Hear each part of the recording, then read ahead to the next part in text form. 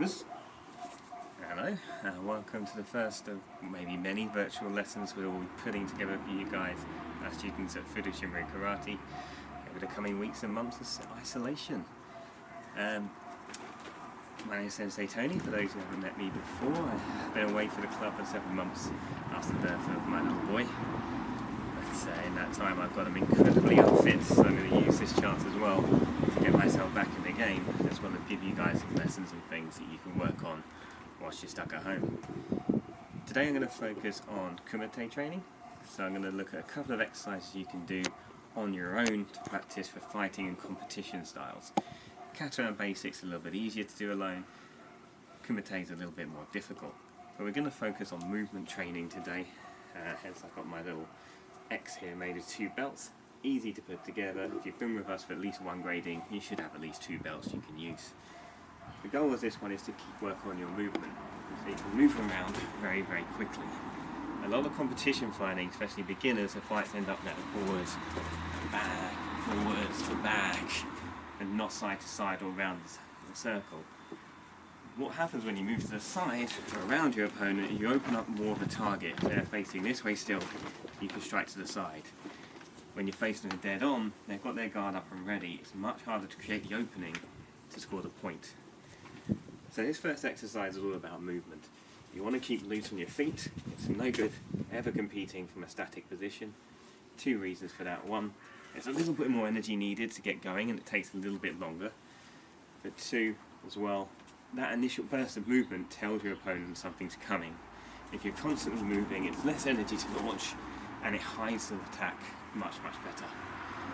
So this exercise, nice and simple, loose on your feet, keep your guard up, and we're just going to change positions in the square, constantly moving, changing the lead leg every now and then to mix it up, and just keep going. Anytime you touch your foot on the belt, you go down and you do 5 press ups.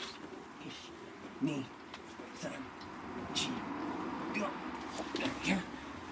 Hopefully you don't have to do too many.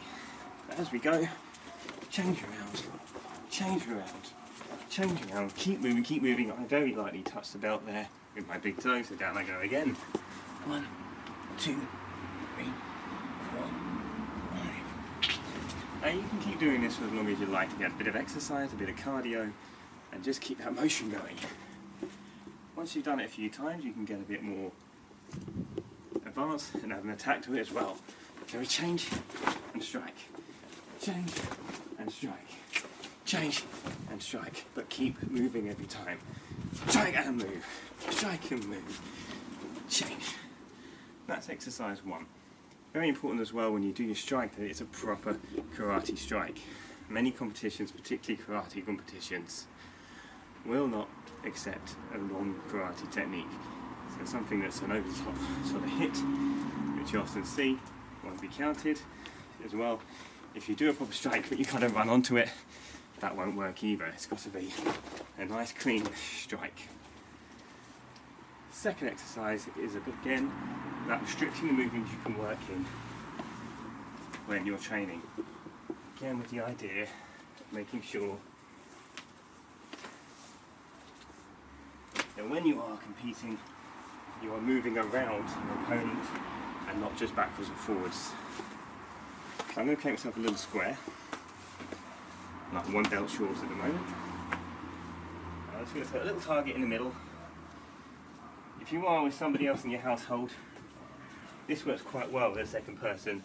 If you've got a pair of pads, or they can just hold their arms up, hands open, and you can try and target their hands as you move. The idea is keep moving around your object, your target. Again, you've got the whole area to work with, but again, if you touch the side, or your foot goes out, down 5 press-ups. Maybe sit-ups, maybe squat thrusts, you can mix up the exercise as you go. You've one exception to that, if your name is Ramez, you've got 50 press-ups. Right, so this time's moving and then striking towards your target, whatever that target may be. In you go as you go. It's constant movement. Ideally someone with pads. Keep moving, and try and keep within that square.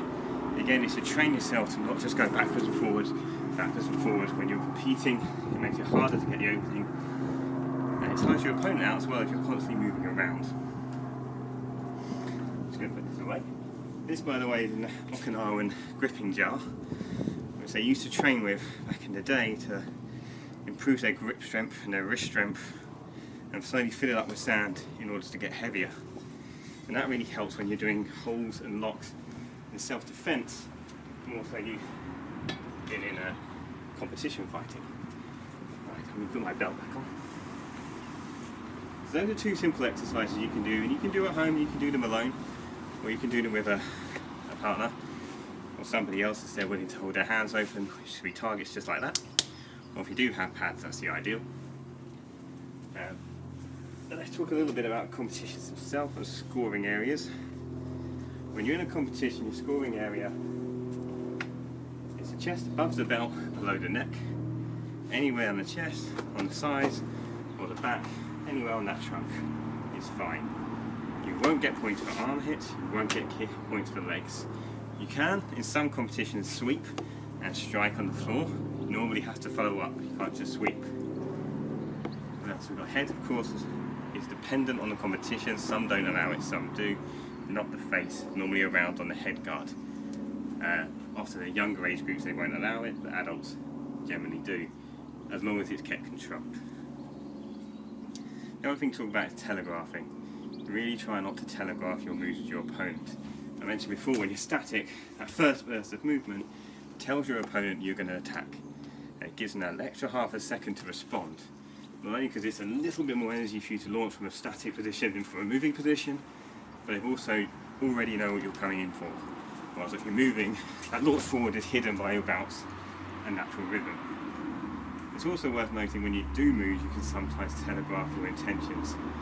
When I competed many years ago, I've lost a match where the opponent's coach came to me and told me that I was telegraphing my roundhouse kicks every single time, and my opponent was able to block.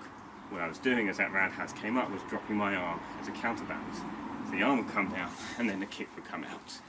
And that just told my opponent every time what was happening. So make sure when you're training, when you're doing kicks, when you're doing punches, your guard is there at all times. As the move happens, you keep the guard there.